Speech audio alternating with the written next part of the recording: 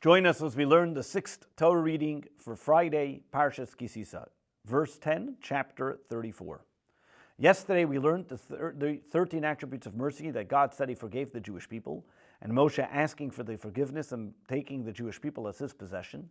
Today we learn about this renewing of the covenant and God giving us the mitzvahs of the three major festivals and of kosher as well, showing that God continues to have the covenant with the Jewish people.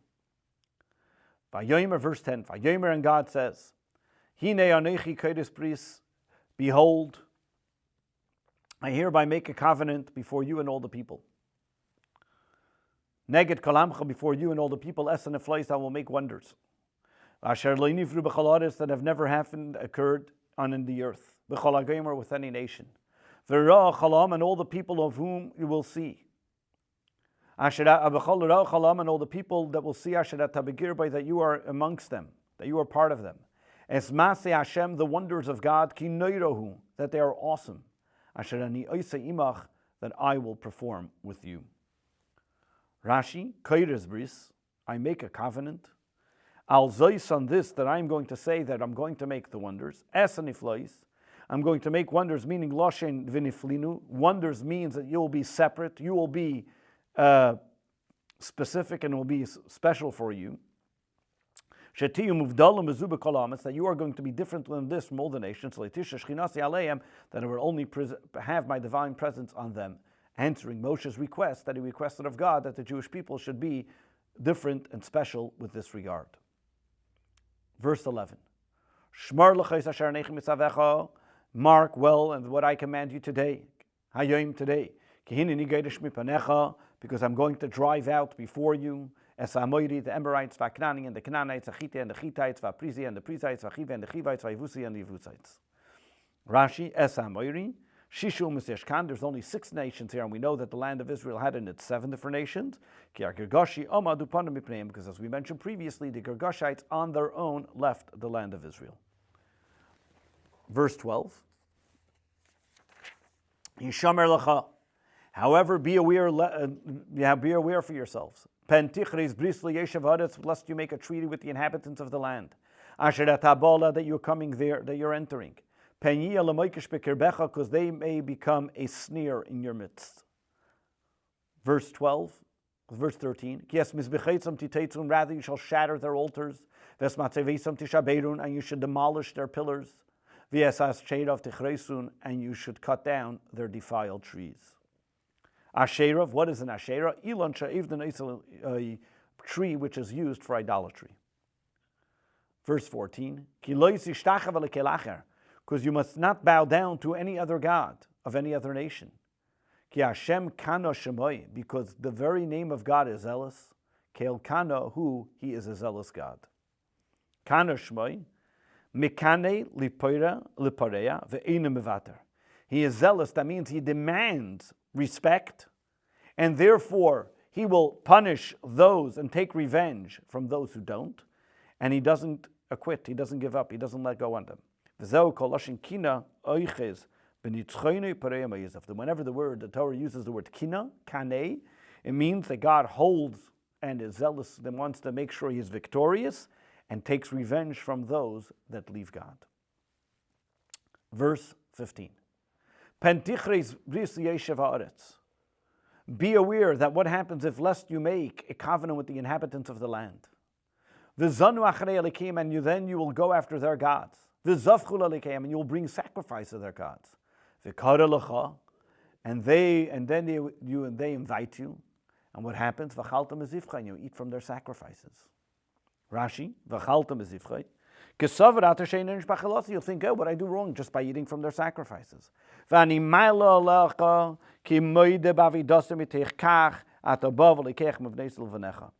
I'm going to consider it as if you ate from their sacrifices, because the very fact that you're eating there, that means you're acknowledging in their idolatry. By the very fact that you're taking from their sacrifices and you're going there, eventually what's going to happen? That's going to cause them to mingle into marriage, and it's going to be that their children are going to marry your children, and that's going to cause them to ultimately serve idolatry as well and follow the ways of their gods. Verse 17, You shall not make for yourself molten idols. Verse 18, Eschag matzos tishmer, you should observe the Passover festival of matzos. Shivas yomim teichel matzos, for 7 days you should eat matzos, asher tzivisicha, that I commanded you, lemoyed, at that appointed time, chodesh aviv, which is in the month of spring, chodesh aviv, because in the month of spring, yatzasam mitzrayim, you have gone out of Egypt. The word aviv, as we're going to see, although we translate it as spring, as Rashi explains, chodesh aviv, chodesh habikor shatfu mitzbakeres bevishula. It's the month where begins the grain ripening. Verse 19, Kol peter rechem li, all firstlings belong to me, meaning every firstborn, the one who opens the womb, Kol peter rechem, the one who opens the womb, belongs to me. V'chol miknecha, so too of your livestock, tizachar, of the male, that peter, that opens the womb, sheir v'seva, ox or a sheep, for a cow or a sheep or goat, are also mine. Kol peter rechem li, we're talking about first by the firstborn, ba'adam, by humans. So to the first womb male of a cow and a sheep, that the male will be the first, that male that comes first of its womb is going to belong to me. Peter, what does it mean, the word peter? Lashim psicha means to open. As we find also in other places in Proverbs, the one who opens the water is the first one to have it. And that begins the argument. That means the beginning of the argument is as if opening a water that all of a sudden you started and there's no way to stop it. That's what's discussed in the book of Proverbs. Rashi explains that over here when we talk about tizacher, why does it have a tuf there? Lashon nekeva, it's like a hidden female, meaning musav ala yeledes. Why does it say tizachar? The one who's with the male, going on the female, her first womb is what causes to be a firstborn. Verse 20, Peter chamer tifta b'seh, and you shall redeem every the firstling of a donkey shall be redeemed with a lamb. If you would not redeem it, then you shall break its neck. You shall redeem every firstborn amongst your sons. You should not appear before me empty-handed. Rashi, not the firstborn of any other impure animal, only impure animal are the donkeys. Tifta b'seh, you will redeem it with a sheep. How do you do it? You're going to give a sheep to the Kohen. And now the sheep is considered not holy by the Kohen, and there's not considered any laws of holiness. Once you give the sheep to the Kohen, then this firstborn donkey is allowed to be used like any other animal by the owners of the donkey. What does it mean? You break its neck with a hack.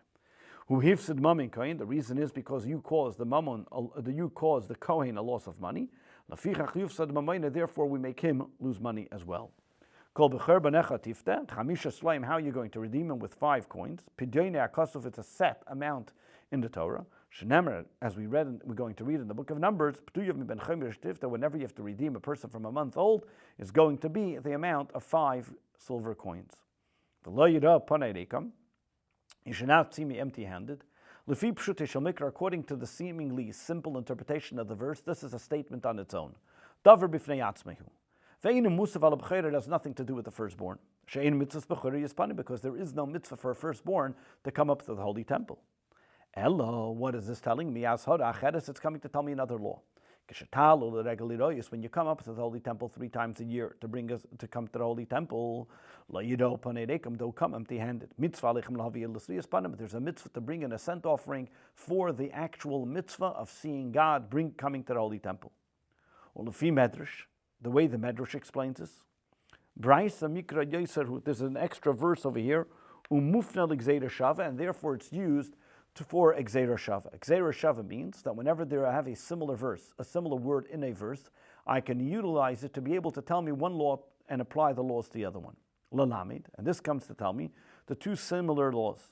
Hanakase shel eved divri, that when you allow the Jewish slave to go free, you have to give him a gift.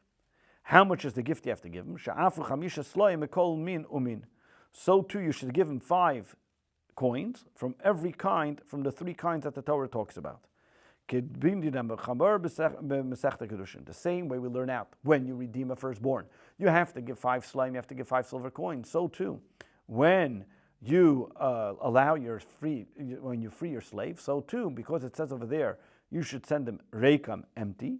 So too over here it says the word reikam, and it's telling me about a firstborn. So therefore I use the two words in both verses. Same way over here, by the firstborn you give them 5 silver coins. So too, by the slave he has to get 5 silver coins. Verse 21. Sheishes yamim tavit, for 6 days you're going to work. And on the 7th day, tishbeis, you will rest. Bechodesh ubekotzir, from plowing you will refrain from plowing and reaping. Tishbeis, you will rest. Bechodesh ubekotzir tishbeis. Lama nizkar chodesh v'kotzir. Why from all the 39 cardinal laws that have to do with Shabbos does it only mention plowing and pruning? Plowing and reaping. Some rabbis explain that really that this verse is coming to tell me about the sabbatical year, that one is not allowed to plow on the eve of the sabbatical year for the year that's going into the sabbatical year. And about reaping, reaping from the year of the sabbatical going into the year after the sabbatical.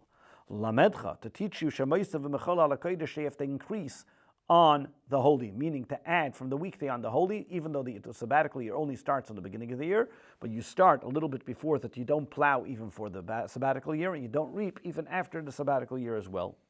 And this is the way you will read the verse. 6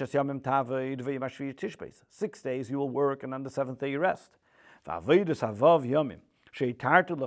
the work that I allowed you to do during these 6 days of the week, Shana, there's going to be a time of a year that the plowing and reaping osir is not allowed, even those 6 days of the week. I don't even have to tell you about not plowing or reaping during the 7th year at all. Because we already learned it in the book of Leviticus, you're not to plow your field. Yes, that's one way of learning it. For Yeshmem, there are some rabbis that explain it as follows. That this has nothing to do with the sabbatical year, that this is talking about Shabbos. And why then does it mention plowing and reaping? To tell you, the same way, when it talks about plowing that's mentioned here, the Torah doesn't say you have to plow, even though you need to get food. So to reaping, which is prohibited on Shabbos, it's not something which you have to do. Meaning as follows: there are certain times where you have to reap. For example, if the Omer, if the 2nd day of Pesach comes out on Shabbos, and you have to then cut the Omer, over here the Torah tells you regular plowing and reaping is not allowed to be done on Shabbos. But there is going to be a case where you're allowed to do it on Shabbos, and that is when it comes to cutting the wheat for the Omer, that supersedes the Shabbos. So we have the two interpretations of this verse. One is that the 6 days is talking about, yes, the 6 days of the week, but it's also referring to that there's going to be a time of reaping and plowing is not allowed, even during the 6 days of the week, which that's before and after the sabbatical year. And the second interpretation is that it refers to telling us that, yes, you're allowed to plow and reap during the 6 days. However, and on Shabbos you're not allowed to. However, there will be a Shabbos that you're allowed to when Pesach, 2nd day of Pesach comes out on Shabbos, and the cutting of the Omer has to be done, and it's allowed to be done even on Shabbos. Verse 22. The Chag Shavuos Tasalachan, the festival of Shavuos, festival of weeks, you should observe. When is it going to be? Bikurei Ketzir Chitim. This is the produce of the wheat harvest. The Chag Osif Tkufas Hashana, and the festival of gathering, that's at the turn of the year. Verse 22. Bikurei Ketzir Chitim Shatamevi B'Shtei Alechem. That's the holiday that you're going to bring 2 breads minachitim from wheat. Bikurei sheyamin chadashayna, that is the first bread or meal offering that comes, which comes from the first crop of grain, and it's brought lamigdash to the holy temple. However, the meal offering that comes from the Omer, that is minas edom, came from barley. So the first one from wheat was on Shavuos. The Chag Asif, meaning the festival that you do, when you gather the wheat from the field to the home. Asifa zu loshin achnas labayis. This gathering doesn't mean that you're just gathering some pieces from all over, but it's something that you're bringing into the house. Vasaftel techas besecha, that you bring it into your home. Tkufas Hashana means b'chazaris Hashana, at the turn of the year. B'schilas Hashana ba, at the beginning of the new year. The word tekufa Lashon mesiba v'akafa comes from the same word as akafa, to go around. So when the year completes its cycle. Verse 23. Shalish pamim b'shana, 3 times a year. Yirah kol schurchas pnei adon Hashem Elokei Yisrael. Every male should appear before me, the Master of God, the God of Israel. Kol schurcha. What does this mean? Kol hascharim shebecha, all males amongst you. Harbe mitzvahs, and this we find many times in the Torah it's mentioned. Harbe mitzvahs never v'nechbalu. You're going to ask, why are the mitzvahs repeated constantly? Why do we find many mitzvahs that are mentioned many times? V'yesh mehen, there are those that are mentioned shalish pamim v'arba, 3-4 times. Why is that? L'chayev la'anish al minyan halavin shebahem. To obligate a person and to punish an individual who transgresses the mitzvah on any time that mitzvah is mentioned. So if there are negative commandments mentioned on each one of those, it is considered a lav, a negative commandment, a prohibition. And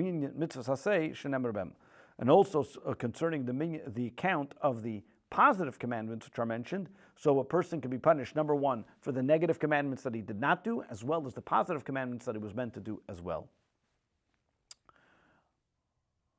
Verse 24. Because I will expel the nations before you, and I will extend your boundaries, and no one will covet your land. When you go up to see and to be seen by God, 3 times a year. I will chase them out. The word Oirish means not only inherit, but in this case it means I will chase them out. I will broaden your boundaries, and you're going to be very far from the Holy Temple. And you're not going to be able to be seen there all the time. Therefore, I'm setting for you these 3 festivals that you should be able to come there at least 3 times a year. Verse 25. You should not slaughter my Passover blood sacrifice with leavened bread, that possesses leavened bread. And do not allow it to be overnight into the morning. Zevach Chag Pesach, referring to the Paschal offering. Leisishchat, Rashi explains, Leisishchat as a Pesach b'dayin chametz kaim. Do not slaughter the Pesach while you still have chametz. As this is a warning to the people who are either slaughtering, sprinkling the blood, or any of the people that are participating in the Paschal offering, that all their chametz has to be already not in their possession when the Paschal offering is brought. Like the Targum explains, ein lina mayelas, one should not leave it until the next morning. However, the actual staying overnight will not make it invalid, for a sacrifice that's already on the altar. The only time when we say that it becomes invalid when staying overnight, if it's there at the morning, that if he's there before morning, then however, if he brought the sacrifice before the morning star rises, meaning even if it's after midnight, it's still considered valid and it will not be considered an invalid sacrifice. Even though over here it's only talking about the Paschal offering, but from here we learn all these laws pertaining all other sacrifices as well, which is the fats and the limbs of all the other sacrifices, that one should not leave it until the next morning and should burn it that night. Reishis bikuri ad masacha, you should bring the first ripened fruits. Tavi beis Hashem alekecha, you shall bring it to the house of Hashem. Leisavashal gedi b'chalev imoy, do not slaughter you shall not derive pleasure from a young animal cooked in its mother's milk. Verse 26, Rashi, Reishis b'kuriyat mascha, Meshivas amina mamunim b'shevach hartacha. We're talking about the 7 kinds that the land of Israel is blessed with. As we enumerate, Eretz, Chita, Seder, Geffen, a land of wheat, barley, and grapes, and figs, pomegranates, and olives, and dates. And these things, Udvash and Hafani, Udvash Tmari, when we talk about honey, it's referring of date honey. Loisavashal Gedi. What is this time? It's telling us this is the 2nd time where it tells us about not cooking a goat in its mother's milk. Azharalu basar v'chalav. This is a warning not to mix milk and meat. V'shalish pa'amim kasuv v'teira. It's said 3 times in the Torah. Echad lachila, 1, the prohibition of eating. No, one is prohibited to even have any pleasure from it. And one is that you're not even allowed to cook it, even if it's not for you. Gedi, why does it say a goat? Ella kol vlad drach b'mishma doesn't necessarily only mean a goat, but any young animal. This refers to even a calf and a sheep. The very fact that in other places when it says a goat, it says specifically gedi-ism, and over here it only says gedi, so it teaches us any nursing animal is part of this prohibition. B'chalev imay in its mother's milk, prat la'oif, this is an exception to a bird, shein lechalav, because a bird does not milk. Shein yisurim and atedom divrei seifrim. Not cooking or mixing milk with chicken is a rabbinic commandment, not a biblical one. This concludes the 6th Torah reading of Parshas Ki Sisa.